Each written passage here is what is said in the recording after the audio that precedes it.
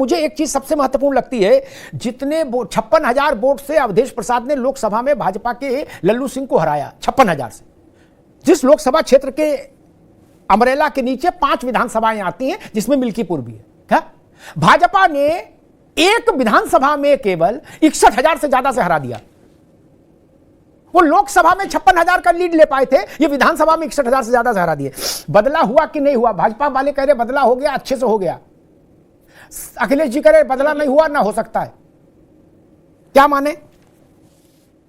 बदला तो कहेंगे इसको, हालांकि चुनाव बदले के लिए नहीं होता है, चुनाव का एक अलग ही केमिस्ट्री होती है, लेकिन बदला कहेंगे और बुरी हार कहेंगे। देखिए, एक चीज जो चुनावी चर्चा हुई और मिल्कीपुर में हार और जीत की चर्चाएं हो रही, उसमें एक अनछुआ पहलू था जिसपे चर्चा नहीं हो रही थी, मायावती के ट्वीट। और आपकी चर्चा से आज ये चर्चा तेजी पकड़ेगी, ये तो मैंने भी नहीं सोचा था कि यहां पर विपक्षी खेमे में आज बसपा ने कहा, कल कांग्रेस कहेगी कि भाई मैंने तो मैदान भी पूरा खाली छोड़ दिया था तुम्हारे लिए, पूरा मैदान खाली था, पूरे विपक्ष की ताकत थी वहां पर। भाई बसपा ने अपना कैंडिडेट, जहां पर दलित बाहुल था, कांग्रेस का कोई नामो निशान नहीं था, समर्थन था, अकेले भाजपा से लड़ने के लिए सारे दलों ने स्पेस छोड़ दी थी अखिलेश जी के लिए। बात तो सही है। और उनको यह भी पता था कि हमारे वोटर की पर्ची नहीं बन रही है, उसके बाद वो अपने वोट, चलिए हम उनकी बात मान लेते हैं, अपने वोटर का वोट नहीं डलवा पाए। देखिए, ये तो इतिहास कहता है कि हमेशा से कभी दबंग, कभी सत्ता का कहीं ना कहीं दुरुपयोग थोड़ा बहुत होता ही है। बैलेट लूट जाते थे, हम लोग बचपन में सुनते थे, 40-50 साल पहले बैलेट लूट जाते थे, तो उसकी भी निगरानी विपक्ष के नेता को। देखिए, अखिलेश यादव जी की एक कमी है, 2 एकम 2, 2 दूना 4, 2 3 6, 2 चौको 8, इस पहाड़े के बाहर भी तो निकलो। बेमानी हुई, इसके अलावा तुम मेहनत क्या करोगे, अपने वोटर्स को जागरूक कैसे करोगे, उसका वोट कैसे, उसकी रणनीति क्या है? आज मैंने खबर बड़े अखबार में पढ़ी, मुझे पसीने आ गए जिस सुन के। दिल्ली में संघ ने 3 लाख छोटी छोटी मीटिंगें की, 3 लाख। भाजपा ने बताया हमारे संस्कार ये है कि हम जमीन पर ऐसे मेहनत करते हैं। और आपको या सबको पता है कि चर्चा होती रही थी कि लोकसभा से पहले संघ और भाजपा के बीच में कुछ कहीं ना कहीं खटपट है, और ये हो रहा था केंद्र और लखनऊ में कुछ खटपट है। सारी दुनिया भी खत्म कर दी, और कितनी में 3 लाख सभाएं बहुत खाली संघ ने बैठक की। आप कितनी, आप तो धरती पुत्र के पुत्र हो ना आप। अरे बाप रे, ये तो धोती खोल रहा है। ठीक है, नाविद भाई आएंगे आपके पास। मैं डॉक्टर नीतीश शर्मा के पास चलूंगा एक सवाल लेके। विधानसभा का जो चुनाव आएगा 2027 का, उसमें मेरी समझ ये कहती है कि 4 पार्टियां लड़ रही होंगी, यानी अखिलेश जी को अपने केक से बीएसपी और कांग्रेस की सेंधमारी को भी रोकना होगा। तब बीएसपी भी लड़ेगी चुनाव 403 पर, और कांग्रेस भी लड़ेगी। संकेत उसी रास्ते जा रहे हैं राहुल गांधी के स्तर से। ठीक, अभी मिल्कीपुर में तो सबने आपको दे दिया था, बोले भाई तुम ही लड़के देख लो। जब सारा विपक्ष का प्रतीक अकेले आप थे, तब यह स्थिति हो गई। वहां तो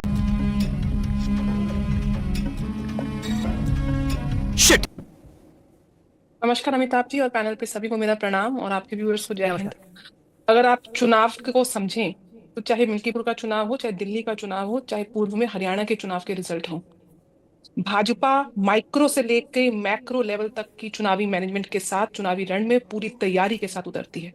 और वो उतरती इसलिए है क्योंकि जिस प्रकार से संघ का साथ उसको मिला है, 3 लाख से ऊपर बैठकें, जैसे मेरे अभी मित्र ने कहा कि दिल्ली में किया, वही हरियाणा में था और वही मिल्कीपुर में था। चाहे विधानसभा के चुनाव हो, चाहे लोकसभा के चुनाव हो, चाहे पंचायती चुनाव हो, आपके बूथ लेवल से लेके मैक्रो लेवल तक के टॉप के लीडर्स भारतीय जनता पार्टी मैदान के इस चुनावी रण में झोंक देती है। जो उसी का परिणाम है कि इतनी सूक्ष्म से सूक्ष्म व्यवस्था की श्रेष्ठ व्यवस्था का ये रिजल्ट आ रहा है। और यही नहीं, अभी और सुनिए, जहां तक आप डिवीजन ऑफ वोट्स की बात कर रहे हैं अमिताभ जी, इसको बदला नहीं बोलते हैं, इसको बदला समेत 5% का 5% इंटरेस्ट और जगह इंटू 5 का इंटरेस्ट लगा के जीत बोलते हैं। यही नहीं, अभी और सुनिए, अभी रुकना होगा, जो चीज के पास चलूंगा। लेकिन 2 बातें मुझे समझ में आती हैं। उत्तर प्रदेश से एक उदाहरण दूंगा, नाविद मेरी बात से सहमत होंगे पूरी तरीके से।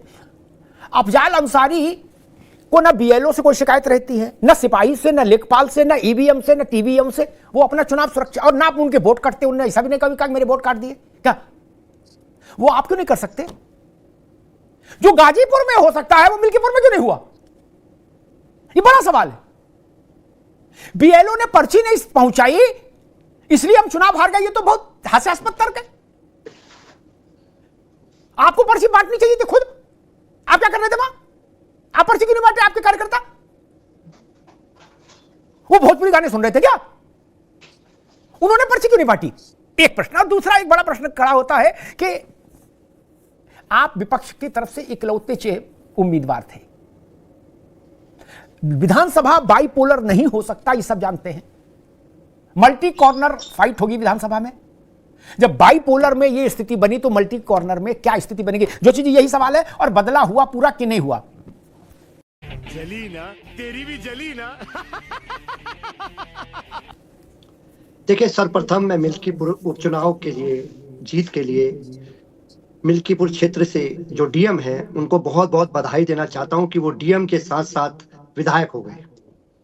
इसके साथ साथ जो पुलिस प्रशासन है, जो लगातार प्रचार गाड़ी को रोकने का काम कर रहा था, माननीय अखिलेश यादव जी के सभा में डाइवर्जन करने का काम कर रहा था, लोग ना पहुंच पाए, और लगातार जो हमारे जिला पंचायत को सदस्य जो पत्नी है उनको गाली गलौज करने वाले इंस्पेक्टर साहब और बीएलओ, वो लोग जो वहां नाम कटवाने का काम कर रहे थे, इन सबको मैं बधाई देना चाहता हूं। और इसके साथ साथ मैं बधाई देना चाहता हूं आज के युग में धृतराष्ट्र की भूमिका अदा कर रहे हुए चुनाव आयोग को भी बधाई देना चाहता हूं, जो समाजवादी पार्टी की 500 कंप्लेंट पर एक पर भी कार्रवाई नहीं कर पाया। उसके लिए वो बधाई है कि आधुनिक युग में भी वो आप धृतराष्ट्र की जो भूमिका अधिकारी, मैं भूरी भूरी प्रशंसा चुनाव आयोग की भी करना चाहता हूं।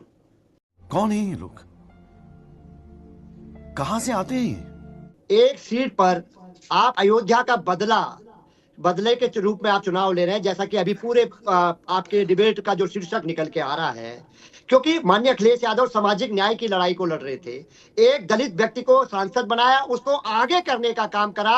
आदरणीय मोदी जी से योगी जी तक ये आंखों की किरकिरी बनी हुई है कि एक दलित समाज के व्यक्ति को क्यों उठाने का काम कर रहे हैं, क्यों सामाजिक न्याय का झंडा माननीय अखिलेश यादव जी ने ले रखा है। यही पेट में दर्द है ऊपर से नीचे तक उन लोगों का जो सामाजिक न्याय के विरोधी है और किसी दलित जाति के किसी व्यक्ति को उठाने के खिलाफ है। ठीक है जोशी, ये संदेश साफ है जी। ठीक, क्योंकि इस लड़ाई को ठीक है जोशी जी, बिल्कुल प्रसाद जी से लड़ाई क्या है जी। ठीक है, मैं अवधेश पांडे के पास चलूं तो एक तथ्य रहे सामने, इकलौते अवधेश जीते नहीं जीते, ये इस भाजपा के लिए इतना बड़ा मुद्दा इसलिए नहीं हो सकता कि वो दलित वाला फैक्टर बता रहा हूं, क्योंकि 30 से ज्यादा दलित सांसद भाजपा के हैं लोकसभा में। क्या यह कहा जा रहा कि मोदी की जी की आंख की किरकिरी, योगी जी की, भागवत जी की आंख। अवधेश अगर फैजाबाद से नहीं लड़े होते हैं तो अवधेश प्रसाद की गिनती भी कहीं नहीं होती, मतलब सांसद हो भी जाते तो क्या हो जाता? उनके पास 30-35 सांसद हैं दलित पहले से, भैया 30-35 सांसद हैं और 50-60-70 विधायक हैं दलित। क्यों किरकिरी बनेंगे? ये इतने महत्वपूर्ण नहीं ना कि किरकिरी हो जाए। और क्यों हिला डाला ना? गलत कर दिया तुमने शिवाजी, तुम्हें भुगतना पड़ेगा। बड़ा अपमान कर दिया तुमने मेरा, जवाब तो दूंगा। मैं बहुत सेंसिटिव हूं।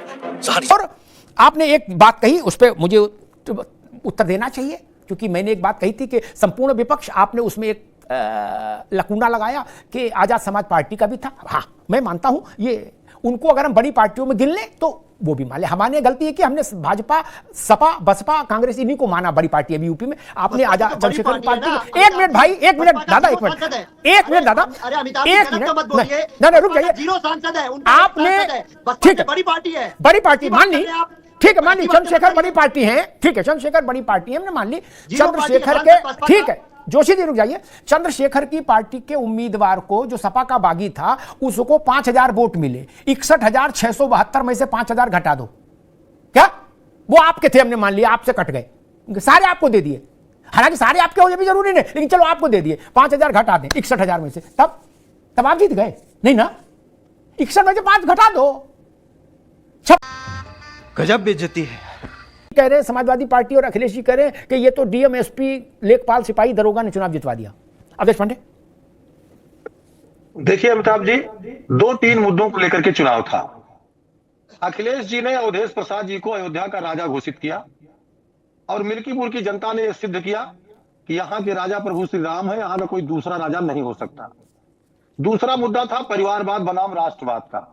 एक व्यक्ति ऐसा था जो परिवारवाद का पोषक था, प्रतीक था, और दूसरा व्यक्ति भारतीय जनता पार्टी का जो प्रत्याशी था, वो युवा वर्ग का, सामान्य वर्ग का प्रतिनिधित्व करने वाला एक सामान्य किसान परिवार का नौजवान था। दोनों ही एक जात से ताल्लुक रखने वाले लोग थे। तो लोगों ने परिवारवाद को भगा दिया और राष्ट्रवाद को चुन लिया। आज ऐसे लोग निर्वाचन आयोग पर उंगली उठा रहे हैं जिन्होंने अपने समय में अपनी पार्टी की नेत्री डिंपल यादव जी का निर्विरोध नामांकन सांसद में करा दिया था, तब उनके लिए निर्वाचन आयोग ठीक था। ऐसे लोग आज दलितों के हिमायती बने हैं जो मीराबाई गेस्ट हाउस कांड में मायावती जी की हत्या करना चाहते थे। आज वो बहुत बड़े पॉलिटिकल एनालिसिस और राजनीति शास्त्र के विद्यार्थी और दलितों के हित चिंतक बने हुए हैं।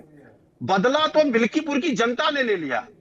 कुल जो लोकसभा के चुनाव में लगभग 55,000 वोटों से जीते थे, एक ही विधानसभा में अजीत प्रसाद को धूल चटाने का काम किया और 55% से ऊपर मत भारतीय जनता पार्टी को मिला और 65,000 के आसपास से भारतीय जनता पार्टी विजयश्री का वर्ण कर रही है। ये एक समाजवादियों का ये बयान और चिढ़ाने वाला होगा। आज इनको मिल्कीपुर का जो जनादेश है उसका सम्मान करना चाहिए और भारतीय जनता पार्टी के प्रत्याशी को, भारतीय जनता पार्टी को बधाई देनी चाहिए। लेकिन जिस प्रकार से अखिलेश यादव जी लगातार अखिलेश जी के माध्यम से अयोध्या को, प्रभु श्री राम को और सनातन को चिढ़ा रहे थे, गाली दे रहे थे, उसी का ये नतीजा है कि मिल्कीपुर की सम्मानित जनता ने समाजवादी पार्टी से बदला भी पूरा किया और मिल्कीपुर की जनता ने यह साबित कर दिया कि हम राम के थे, राम के हैं और राम के रहेंगे। थोड़ा सा रोड शो किया और कहा कि दिल्ली में केजरीवाल की सरकार बनेगी, कांग्रेस यहां लड़ाई में नहीं है।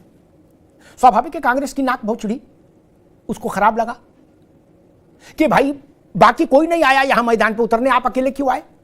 उद्धव ठाकरे नहीं आए, स्टालिन नहीं आए प्रचार करने। हर राज्य का आदमी दिल्ली में रहता है, तमिलनाडु का भी आदमी रहता है।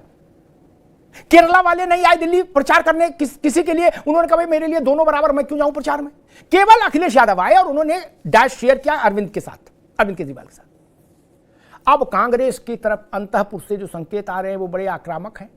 वो कह रहे हैं हम एनजीओ हैं क्या, हम पॉलिटिकल पार्टी हैं भैया, मेरे खड़े होने से कोई हारे जीतते हमें इससे क्या फर्क पड़ रहा, और सब राज्यों में हम ऐसे ही चुनाव लड़ेंगे जैसे दिल्ली में लड़े। बोलो सियावर रामचंद्र की जय। इसका क्या अर्थ? जोर से बोलिए जय जय सिया राम। जय जय सिया राम नहीं बोल रहे हैं, अब देश श्री राम की नगरी में जीते हैं, राम मंदिर के सामने जीते हैं और जय जय सिया राम नहीं कर रहे हैं महाराज। 5 minutes later.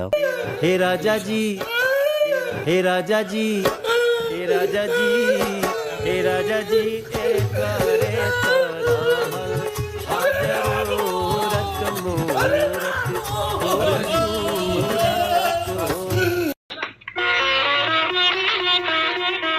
भगवान कसम क्या प्रोग्राम दिखा दिया तूने।